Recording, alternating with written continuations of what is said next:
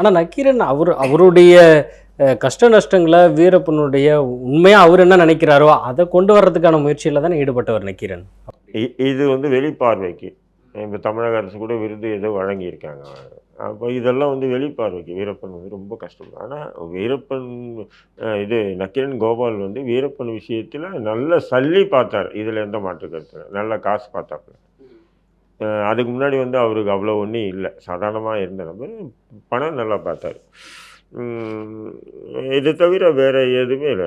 ரெண்டாவதுங்க நக்கீரன் கோபாலுக்கு வந்து அவ்வளோ பெரிய ஒரு ஜேர்னலிசமெல்லாம் அவருக்கு தெரியாது. அவர் கூட இருந்த காமராஜர் தான் வந்து இப்போ மின்னம்பலம் நடத்துகிறாரு இல்லைங்களா?